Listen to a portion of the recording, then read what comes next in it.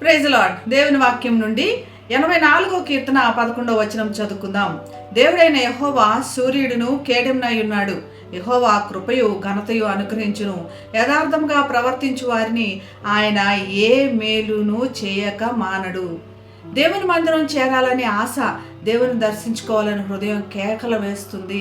ఆయన బలిపీఠం దగ్గర చేరాలని సంతోషపడుతున్నాను అని ఎదురు చూస్తున్న మనందరికి కూడా దేవుడు అభయం ఇచ్చినట్లుగా, దేవుడు మరి ఈ రచయితకి ఎలాంటి గొప్ప సమాధానం దయచేశాడో అటువంటి సమాధానం మనకు కూడా దయచేస్తాడు అని చెప్పి ఈ వాక్యం ద్వారా మనం ధైర్యపరచబడుతున్నాం. దేవుని కోసం ఆరాటపడాలి, దేవుని కోసమే సంతోషపడాలి. లోకపు ఆకలి కోసం, పనుల కోసం తాపత్రయపడతాం. మనం ఎంతగానో కష్టపడతాం ఉదయం నుంచి సాయంత్రం వరకు. కానీ దేవుని కొరకు ఆశపడుతున్నామా లేదా అని మనల్ని మనం స్వపరీక్ష చేసుకోవాల్సిన అవసరం ఉంది. మనల్ని పరీక్షించుకున్నప్పుడే దేవుని ఎదుట మనం సరిగ్గా కనపడగలుగుతాము.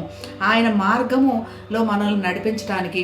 మరియు కూడా దుఃఖము, బాధ, కన్నీరు వీటన్నిటికీ అంతము రావాలి, ముగింపు రావాలంటే సూర్యుడు ఉదయించాలి.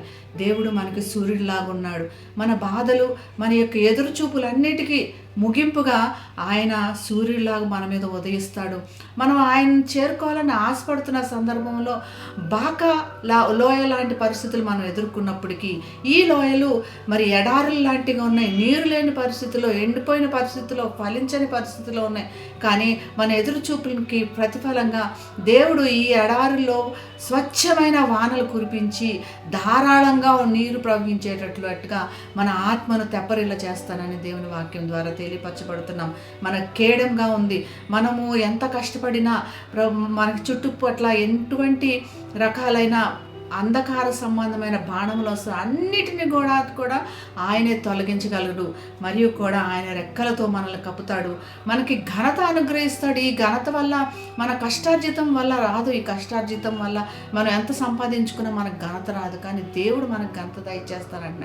మనలో దేవుని కోసమే ఎదురు చూచి ఆరాటం ఉందా లేదా ఈరోజు పరీక్షించుకుందాం. దేవుని కనపరుస్తాం, స్తుతిద్దాం, ప్రార్థన చేసుకుందాం. పరిశుద్ధుడైన యేసయ్య, మా కోసం కనిపెడుతున్న దేవుడు, గొప్ప దేవుడు, మాతో ఉన్నందుకు నీకు వందనాలు.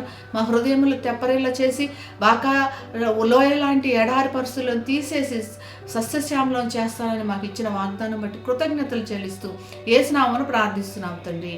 ఆమేన్. Have a blessed day. God bless you.